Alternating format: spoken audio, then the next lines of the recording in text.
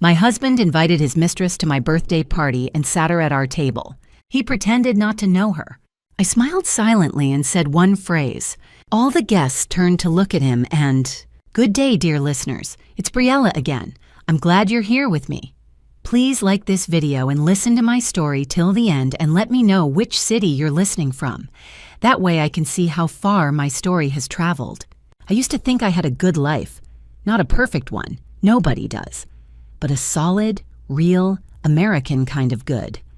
A 3-bedroom house in Naperville, Illinois with a porch I repainted every spring. A job I was proud of. Senior project manager at an architectural firm downtown Chicago. 2 kids, Lily, 11, and Connor, 8, and a husband named Daniel, who I had loved since I was 26 years old and stupid enough to think that love, by itself, was enough to hold a marriage together. Daniel Harrow. Tall, sandy-haired, the kind of man who fixed things around the house on Saturdays and coached Connor's Little League team on Sundays. To anyone watching from outside, we were a success story.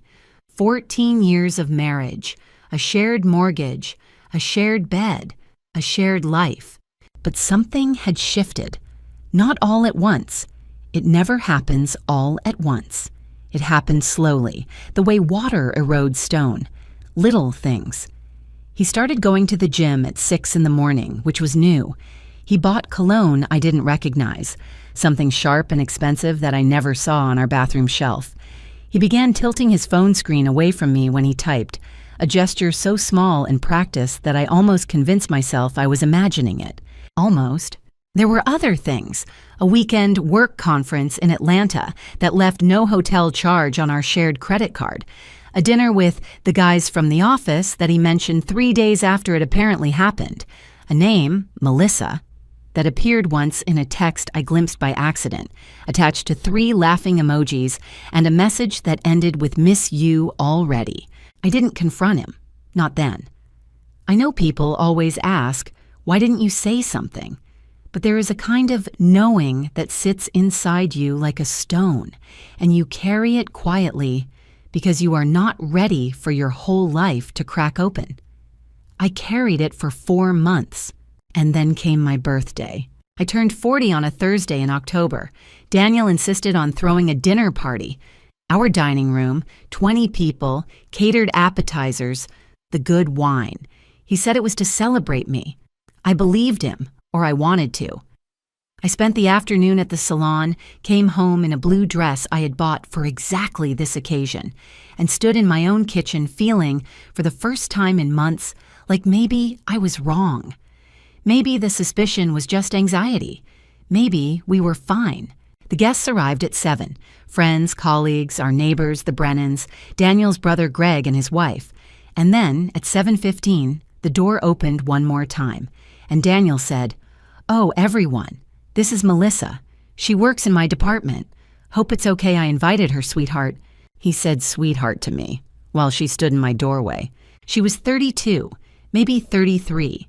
Dark hair, very put together, the kind of woman who holds a wine glass like she's done it in nice rooms her whole life. She smiled at me with warm, practiced ease, as if we were strangers who had never intersected, as if she had not been texting my husband "miss you already" at 10 o'clock on a Tuesday night. Daniel pulled out a chair at our table, the one we had picked out together at a furniture shop in Evanston, and seated her directly across from me. I felt everything at once, the cold drop in my stomach, the heat behind my eyes, the very specific rage of a woman who has just been handed proof she didn't want. But I also felt something else. Clarity. The kind you only get when the last excuse disappears. The table was noisy. Someone was laughing. Someone poured wine. Daniel was talking to Greg, relaxed, performing the role of the good host. He did not look at me. He did not look at her. He performed the role of a man who barely knew she existed. I picked up my wine glass. I smiled, a real smile, calm and slow, and I said loudly enough that the conversation at our end of the table faltered, "Melissa, I'm so glad you came. I've been meaning to meet you. I've heard so much about you. Though I imagine Daniel described me very differently to you than he did to me." The table went quiet, every head turned toward Daniel. His face did not fall, it froze. And that was the moment I understood. I was not going to cry. I was not going to beg. I was not going to pretend. I was going to win. The party ended early. Of course it did.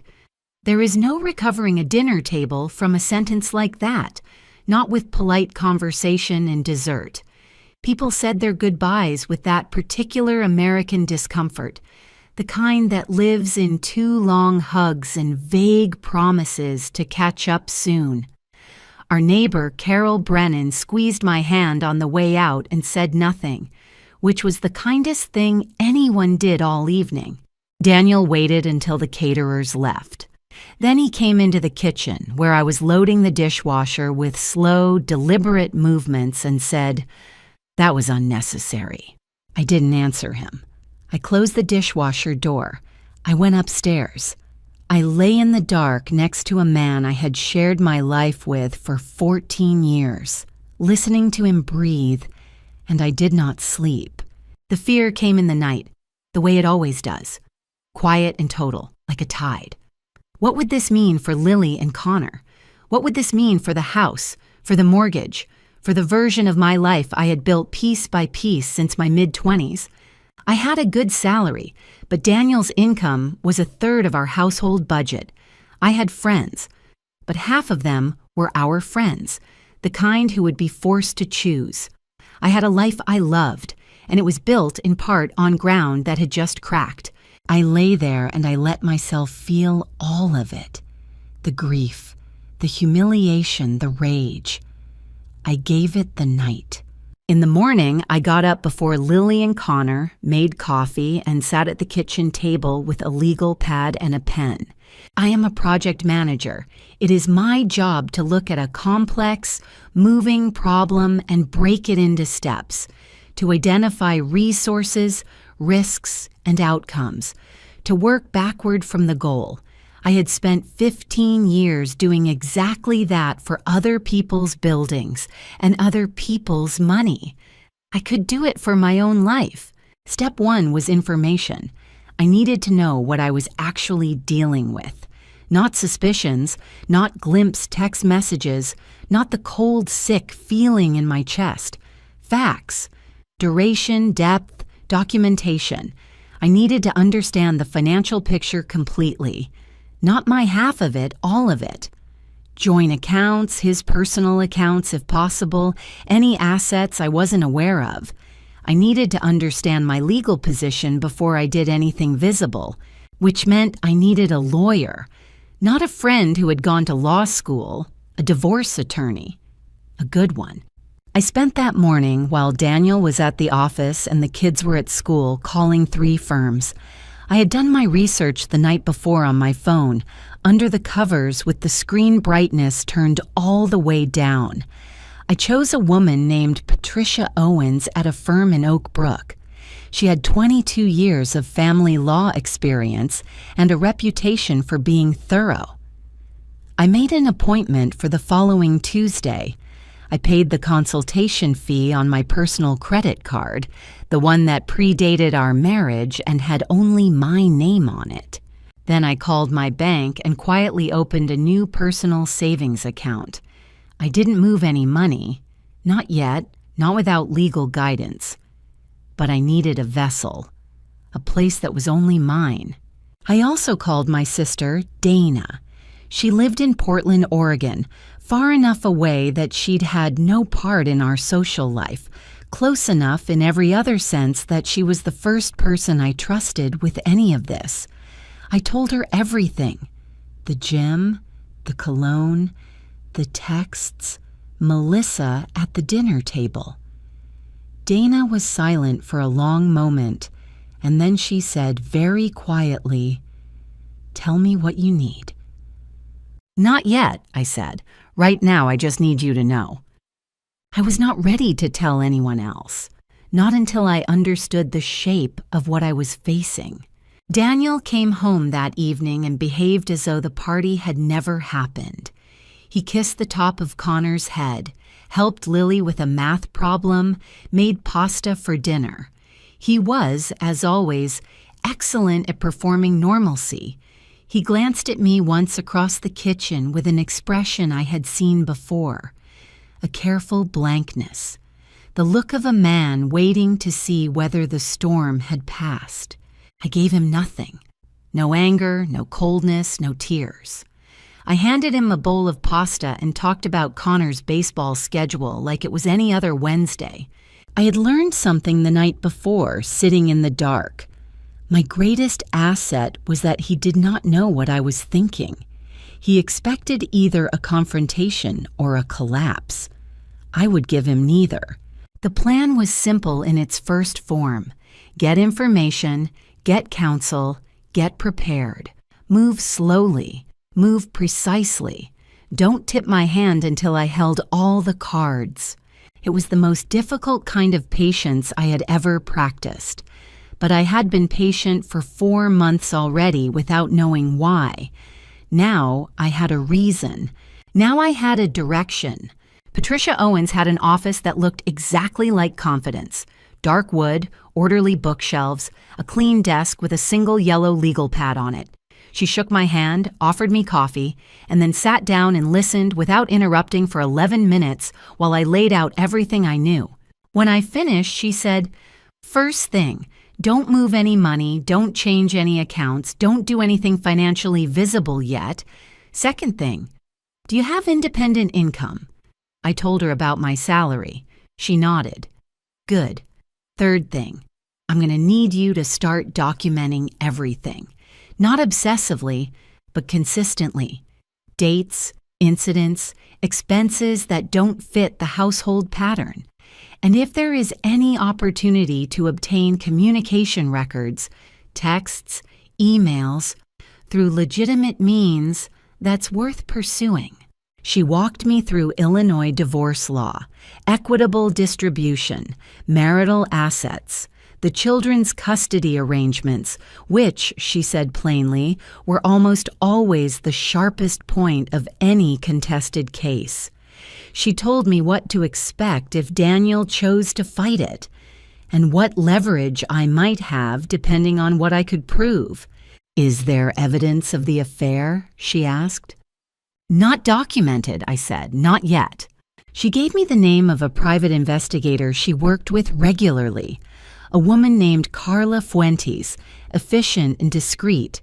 I called her from the parking garage. The weeks that followed had a strange double quality. On the surface, ordinary life continued. I drove the kids to school. I attended project meetings in the city. I made dinner. I slept beside Daniel in our bed, which had become the loneliest place I had ever been. Beneath the surface, everything was moving. Carla Fuentes was worth every dollar. Within 11 days, she had photographs. Daniel and Melissa at a restaurant in River North, a Tuesday evening when he had told me he was working late, his hand on hers across the table. 2 photographs from a parking garage, his car, her entering it, and 1 more, taken 3 days later, the 2 of them entering an apartment building on North Michigan Avenue. The building, Carla confirmed, was where Melissa lived. I sat in my car in the parking lot of a Whole Foods and looked at those photographs on my phone for a long time. I had known. Of course I had known. But there is a specific pain in the moment. Knowing becomes proven. When the last 2% of hope you didn't realize you'd been hoarding disappears. I let myself cry for exactly 10 minutes. Then I wiped my face, walked into the store, bought milk and bread and apples, and drove home. But something had shifted on the other side too. Daniel had been watching me. I had been too composed, too even-keeled. He was used to reading me. 14 years of marriage gives a person a map of another person. and something in my steadiness was making him uneasy. I could see it in small ways. He started coming home earlier. He asked more questions about my day, with an attention that felt like surveillance rather than interest. He suggested out of nowhere that we should talk about the party. That phrase again, the party. As though it were a minor social awkwardness rather than the moment I had looked across my own dinner table at the woman he was sleeping with. I told him I appreciated that and that I wasn't quite ready, and I smiled. His jaw tightened slightly. And then there was Melissa. I discovered, through the kind of ordinary internet searching anyone can do, that she had found my LinkedIn profile. The visit showed up in my analytics. She hadn't disguised it. Whether that was careless or deliberate, I couldn't be sure. But she knew what I looked like in a professional context now, what I'd built, what I was. I felt the intrusion of it like a cold hand. My appointment with Patricia the following week was decisive. I handed her Carla's documentation. She reviewed it with her reading glasses on and her face professionally still, and then she looked up and said, "This is more than enough. Whenever you're ready, we file." "Not yet," I said. "There are financial things I need to understand first."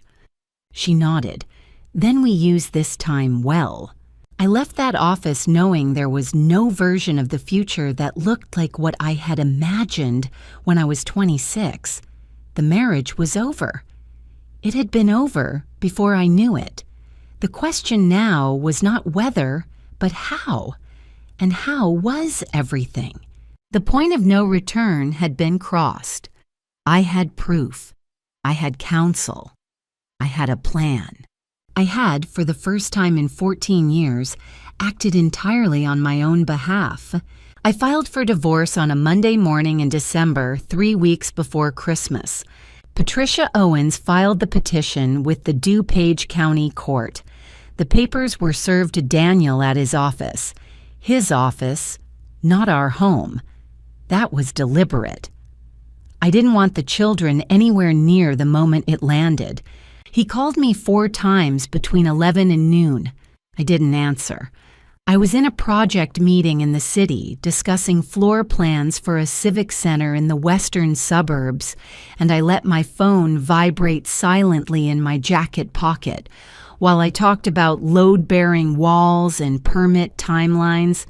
When I stepped out at noon, I called him back. "What is this?" His voice was very controlled. More controlled than I expected. "It's exactly what it says it is, Daniel." A pause, then, "We need to talk about this." "We will," I said, "through our attorneys." That evening was the hardest. I had already spoken with Lily and Connor the night before, with the help of a child therapist Patricia had recommended. I had told them carefully in age-appropriate language that their dad and I were going to be living separately. Lily cried.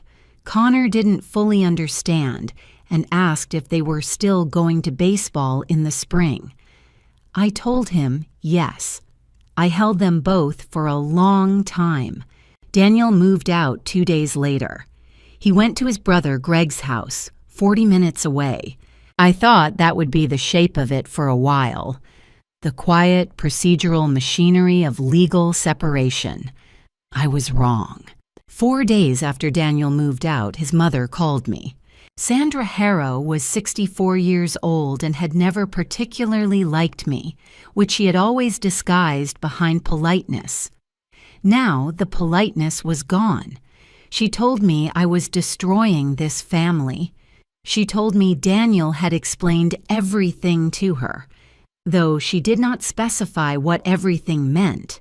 She told me that Lily and Connor needed their father under the same roof, that I was being selfish and vindictive, and that if I continued with this nonsense, she would make sure everyone who knew us understood what kind of woman I was. I listened to all of it. Then I said, "Sandra, please don't call me again. Any communication regarding the children should go through the attorneys." And I hung up. 3 days after that, Melissa called me. I don't know how she got my number. I answered because I didn't recognize it. Her voice was steadier than I expected, almost rehearsed. She said she thought it would be better if we could speak woman to woman. She said that she and Daniel were serious, that this wasn't something casual, and that she thought I deserved to know that. And then, carefully, with a kind of deliberate calm that felt like a threat dressed in reasonable language, she said that she had certain information about my conduct during the marriage that could complicate things in a custody proceeding. I said, "I don't know what you think you know, Melissa, but I'd advise you to stop contacting me or I'll have my attorney file for a harassment order." She hung up. I sat in the silence of my kitchen and breathed. The children were at school. The house was very still. I understood now the shape of what they planned. Not a quiet, procedural divorce, but a fight. They would try to dirty the case, manufacture doubt about my character, make the custody arrangement the battleground. I called Patricia that afternoon and told her everything. She was unsurprised and unbothered. Melissa Wells has now made direct threatening contact, which is documented. Sandra Harrow made threatening phone contact. Both of these are on record. They've given us gifts, frankly. She paused. "How are you holding up?" I told her I was fine. After I hung up, I realized that for the first time, I wasn't sure if that was true. I called Dana. I asked her if she could come. She was on a flight from Portland the next morning. We spent the weekend doing almost nothing. We watched movies. We drove the kids to their activities. We made soup and sat at the kitchen table until midnight, talking about things that had nothing to do with Daniel or Melissa or the divorce. And somewhere in that ordinary weekend, the tightness in my chest loosened enough that I could breathe deeply again. Sunday night, after the kids were asleep and Dana was in the guest room, I sat alone on my porch with a cup of tea and the cold December air, and I made a decision. I would not let them frighten me into a smaller version of this. The threats were fear. Fear was proof they had something to lose.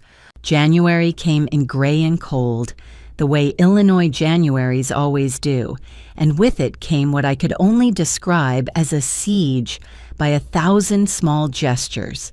Daniel's approach had changed, the anger of December, the controlled fury in his voice when the papers were served, the tight jaw, the clipped texts through attorneys, gave way to something more calculated. He began what I could only call a softening campaign. He asked through proper channels to take the children for an extra evening during the week. I agreed, because it was reasonable and because I had no grounds not to. He sent Connor a baseball glove for his birthday. He picked Lily up from school one day and took her for hot chocolate, which he mentioned at dinner with the complicated loyalty of an 11-year-old who loves both her parents. And then, in the 3rd week of January, he texted me directly, not through the attorneys, with a single message. "I'd like to have coffee, just to talk, for the kids' sake." I read it 3 times. I understood what it was. It was a door, left ajar, an invitation to step back into negotiation that happened on his terms, in his register, in the emotional space where he had always been more comfortable than I was. He was good in conversation. He was warm and reasonable and capable of making you feel across a coffee table that your grievance was a misunderstanding. I typed back through the attorney channel where it belonged. "All communication should go through counsel. Thank you."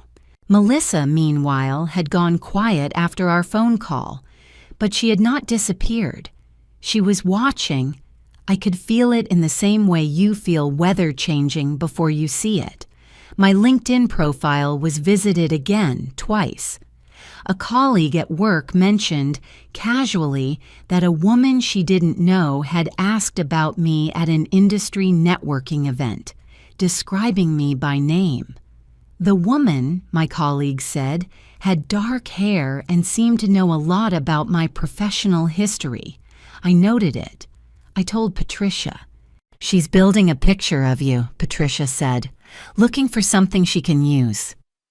"Let her look," I said. And I meant it, because there was nothing to find. I had spent the past several weeks letting people in, deliberately and carefully. It had taken effort. I am, by nature, private. But I understood now that isolation was the thing they were counting on. Isolated, I was easier to doubt, easier to pressure, easier to wear down. So I talked to people. I told my two closest friends, Claire, whom I'd known since graduate school, and Miriam, my colleague and the person I trusted most at work, the truth. Not the dramatic version, not a performance of victimhood, just the facts, stated plainly. Both of them listened, asked the right questions, and said variations of the same thing. "What do you need from me?" What I needed was what they gave me. Presence, normalcy, the ongoing evidence that my life was larger than this crisis. Claire came over with her kids on Saturdays. Miriam and I had lunch every Thursday and talked mostly about work and occasionally about her own marriage and the ways love is complicated. These relationships held me in the ordinary world while the legal process moved on its separate, slower track. I also joined a divorce support group, not online, in person, in the basement of a church in Naperville on Tuesday evenings.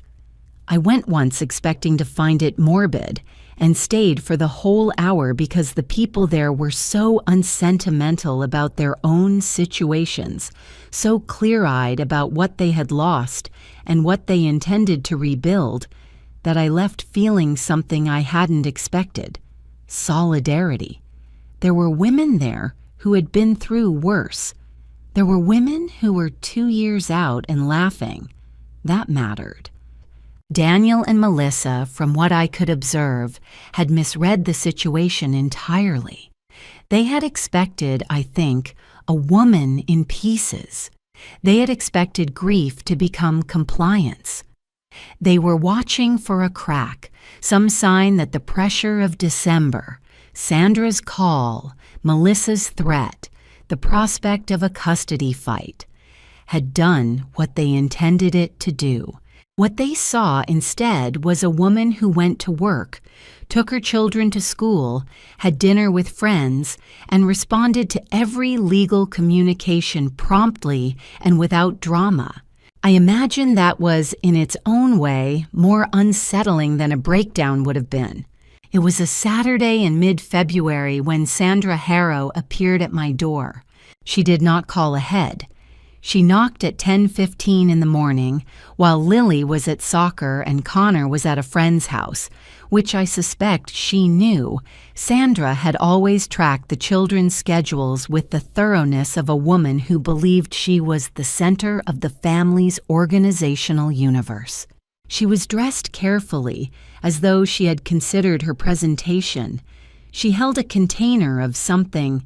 A casserole, I realized, one of those gestures that functions as armor against the accusation of hostility. She smiled with her mouth and said, "I thought we should talk. Just the two of us. Please, Christine." My name, used warmly, deliberately. I opened the door. I did not invite her beyond the entryway. I noted the casserole and said neutrally, "Thank you." She set it down on the entry table and then she began. It was skillful. I'll give her that. She started with the children. Always the children, because she knew that was the floor of my world. She said Lily had cried on the phone to her grandmother. She said Connor had asked Daniel when everyone was going to stop being sad. Every sentence was designed to open a wound, to locate the point where love becomes a lever. She described these things with the practiced sorrow of a woman who had decided that her grief was evidence of my wrongdoing. She wanted me to feel responsible for the pain that Daniel had caused. I watched her perform it, and I felt something I hadn't expected. Pity. Not the warm kind, the clinical kind. Then she pivoted. Daniel, she said, was devastated. He had made a mistake. She said the word mistake the way you'd describe spilling coffee, something minor and correctable. But he loved his family. He loved me. He was willing to go to counseling, to do whatever it took. And she, Sandra, was asking me, woman to woman, mother to mother, to think about what divorce would do to these children before I went any further. She was watching my face very carefully. Sandra, I said, I appreciate that you love your grandchildren. So do I.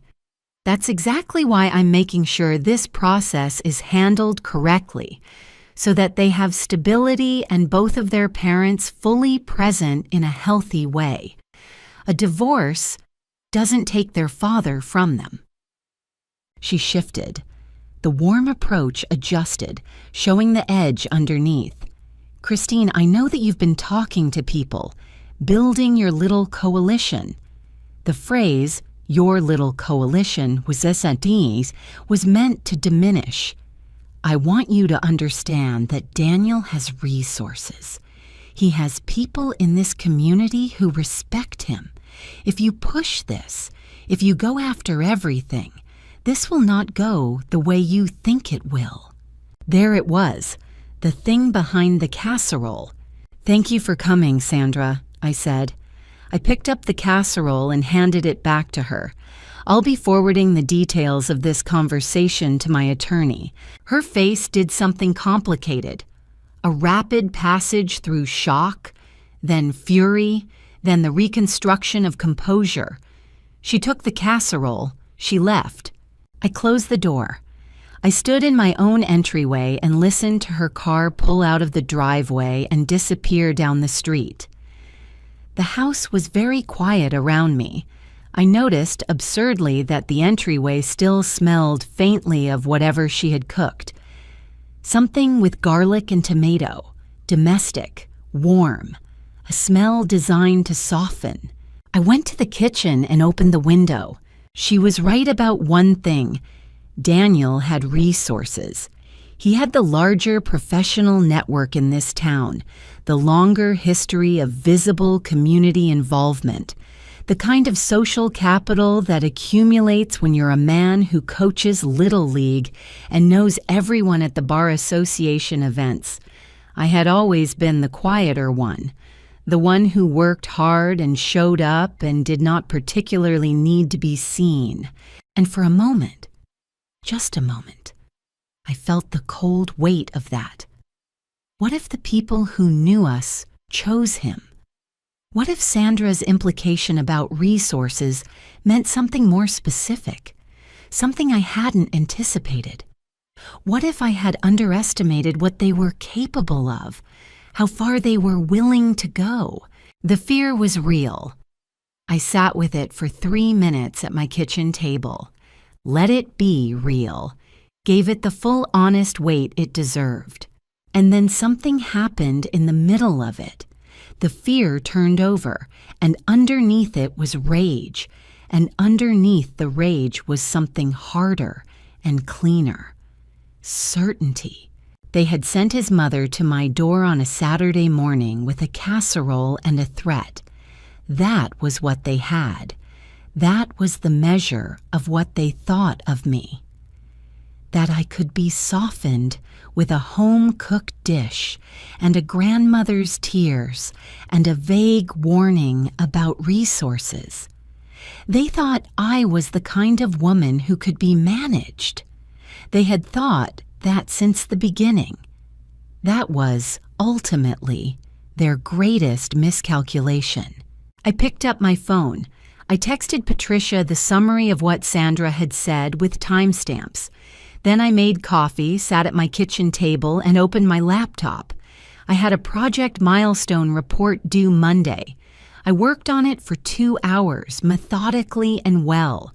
It was, as it turned out, some of the clearest work I had done in months.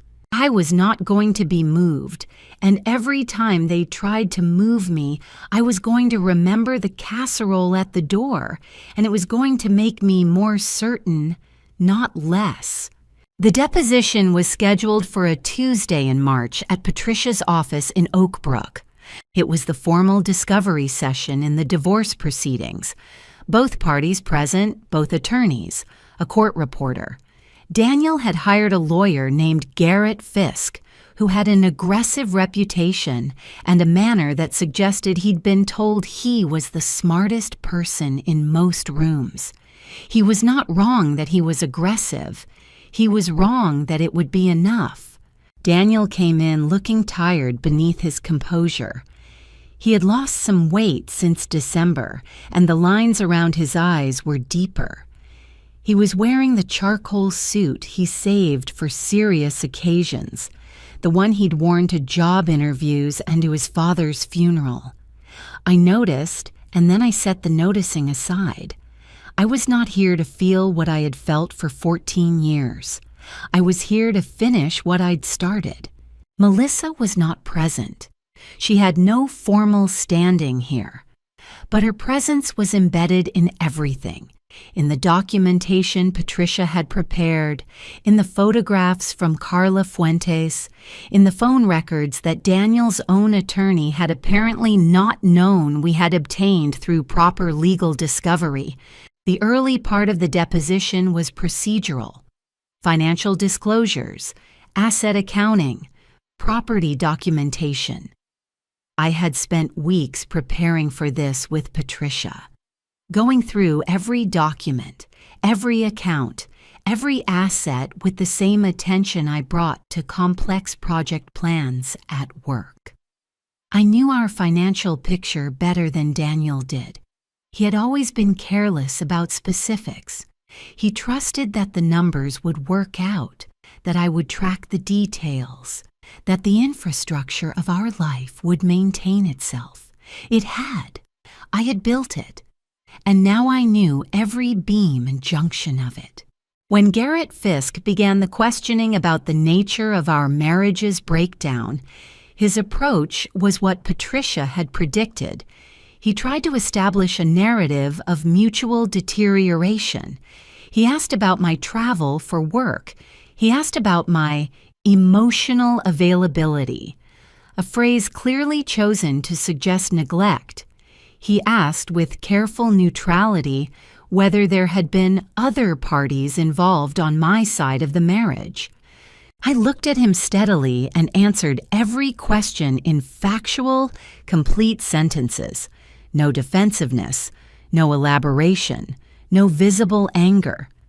Patricia had drilled me on this for weeks, sitting across from me in her conference room, firing questions, watching my hands, correcting my posture when stress entered it. I executed it exactly as we had practiced. Then Patricia began her questioning of Daniel. She asked about Atlanta. She produced the receipt. Not a hotel receipt, as I had initially assumed, but a restaurant reservation and a credit card charge to a boutique hotel in Buckhead under Daniel's name, and a second name. She placed it on the table and let the silence sit for several seconds. No one in the room spoke. The court reporter's fingers paused above her machine. Daniel looked at Garrett Fisk. Garrett Fisk's expression shifted almost imperceptibly, the slight tightening around the eyes of an attorney who's just been handed information his client failed to share with him. Patricia asked about Melissa Wells. Daniel said she was a colleague. Patricia placed the photographs on the table. The restaurant in River North, the parking garage, the apartment building on North Michigan Avenue. She asked about each one, chronologically, precisely, with the unhurried confidence of someone who had more pages left. Daniel answered each in the controlled monotone of a man who has been told by his attorney to admit as little as possible. But with each photograph, the control required slightly more effort. His jaw was very tight. His hands, which had been flat on the table, moved to his lap where I could no longer see them. A small tell I recognized from 14 years of sitting across from him. Then Patricia produced the phone records. Not the content of messages, those had not been obtainable through proper discovery, but the metadata, the frequency of contact between Daniel's number and Melissa's, extending back 22 months. 22 months. A pattern so consistent and regular it mapped onto a relationship, not a work exchange. Call logs printed on clean white paper, column after column of dates and durations. Patricia did not dramatize it. She simply placed it on the table and read several entries aloud, quietly in her professional voice. Garrett Fisk objected. Patricia was within the bounds of legal discovery and said so calmly with citations.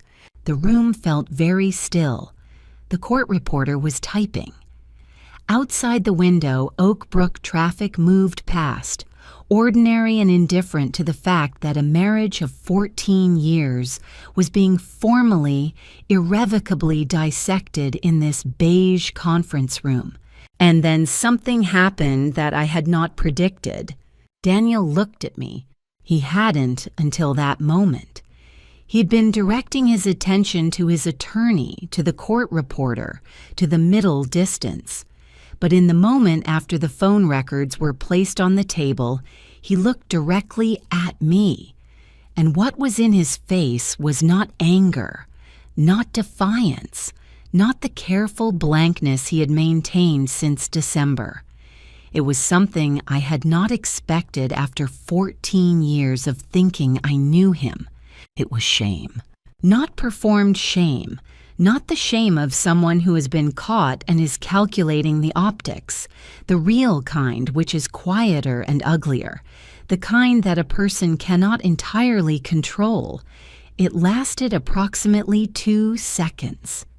Then he looked away, but I had seen it, and I held it carefully, the way you hold something that is painful and true at the same time. I did not soften. I did not change my expression. I looked back at Patricia and waited for her next question. When the deposition concluded and we were outside in the parking lot, Patricia said, with the measured satisfaction of someone who never over-promises, "That went well." "I know," I said. I drove home along 88 in the gray March afternoon, and I felt for the first time in months that the weight I had been carrying had shifted from burden to ballast. It was still there, but it was mine, and it was holding me in place rather than dragging me under. The road was long and flat and familiar. I drove it without music, in the particular silence of someone who has just done the thing they were afraid they couldn't do. The settlement negotiations lasted 6 weeks, and they were exactly what Patricia had told me to expect. Exhausting, detailed, occasionally hostile, and ultimately decisive. Garrett Fisk's aggressive strategy had been built on 2 assumptions: that I had limited documentation of the affair and its duration, and that the custody question was his strongest leverage point. The deposition had dismantled the first assumption entirely.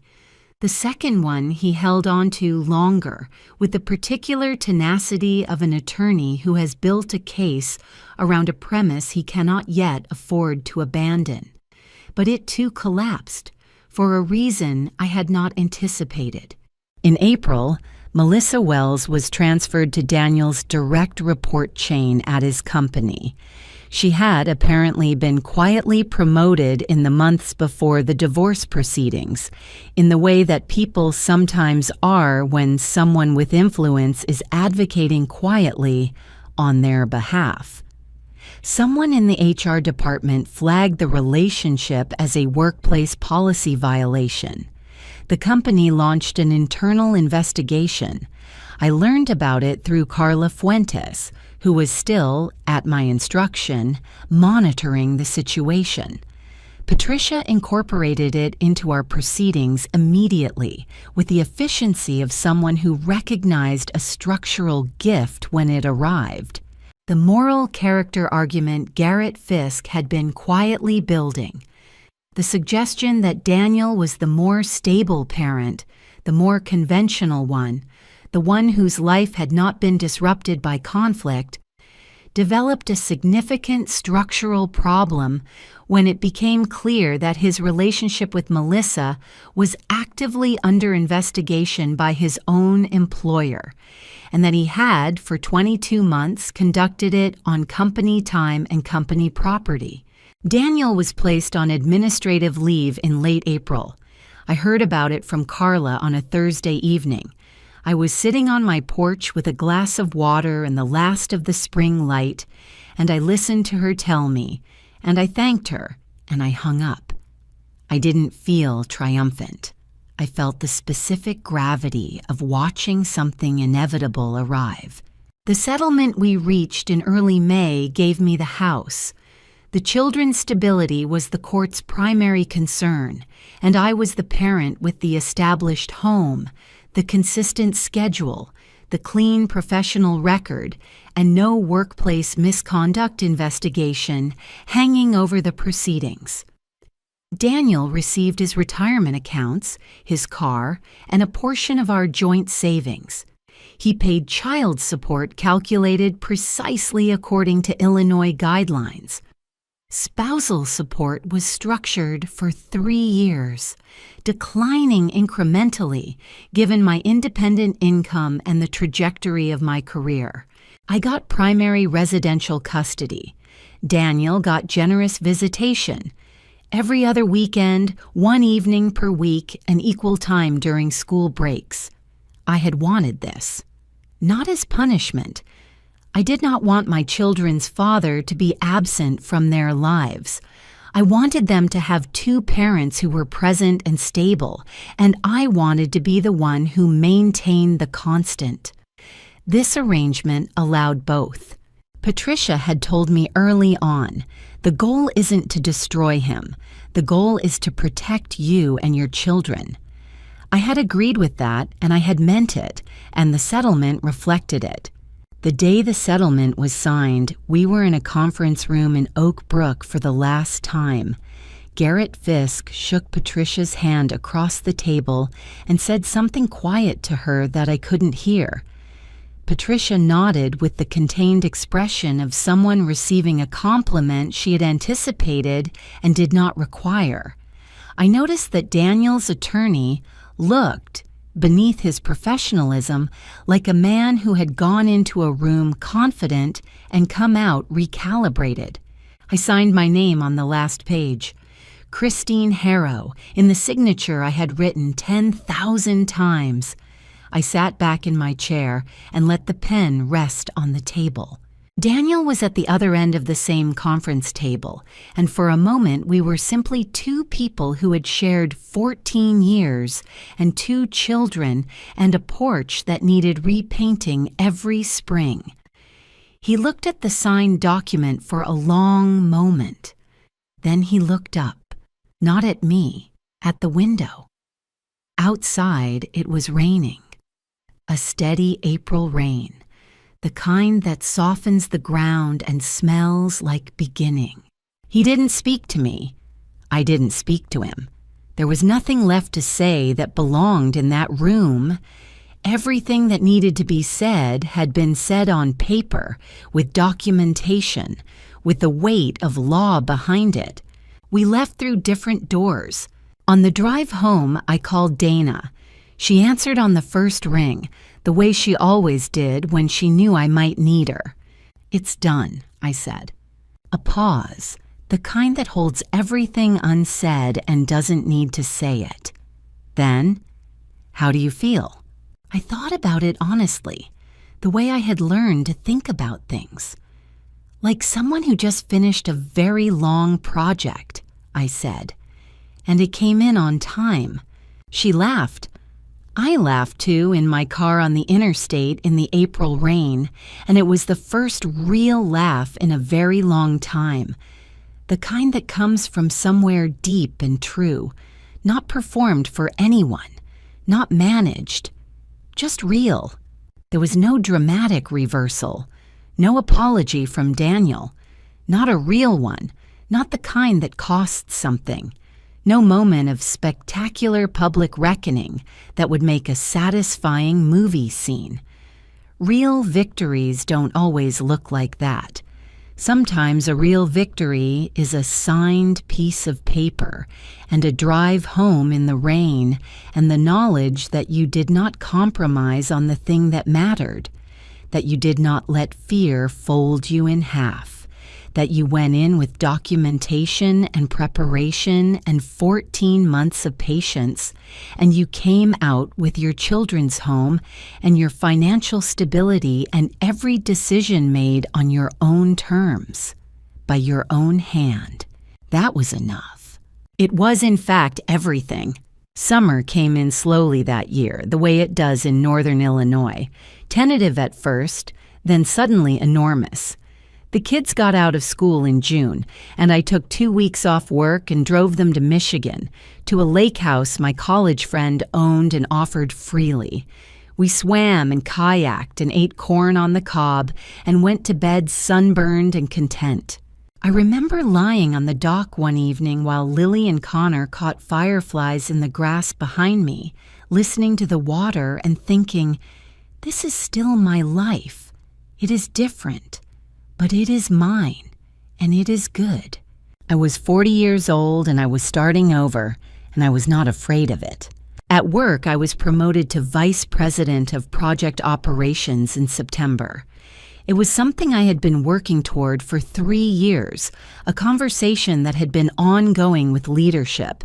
The timing, as it turned out, was exactly right. The firm had won a significant municipal contract, and they needed someone with both the experience and the bandwidth to lead it. I had the experience. I had, for the first time in years, the bandwidth. Miriam took me to dinner to celebrate. We went somewhere nice in the city, and we stayed until they turned the lights down on us. I dated no one for the first year. I had decided, consciously, that I needed the full experience of being alone and whole before I invited anyone else into my life. It was not loneliness, or rather, it was, sometimes, but a manageable kind, the kind that reminds you that you are a person who has something to offer. I had dinner with friends. I read books I'd been meaning to read for a decade. I ran 3 mornings a week along the river path near our house. In the spring of the following year, I met a man named James at a professional conference in downtown Chicago. He was a structural engineer from Seattle, in town for the week. We talked for 3 hours at the conference reception and then walked to a restaurant nearby and talked for 3 more. He was funny and direct and interested in what I said and not performing interest. There is a difference, and I knew it now. I gave him my number. He called the next day. It was slow and it was real, and it was, in every way that mattered, different from anything I had known. Lily took to him eventually. 11-year-old girls are skeptical by nature and by right, and I respected that. Connor liked him almost immediately, mostly because James watched baseball and had opinions about it. We moved carefully, the way people move when they understand that children's stability is not negotiable.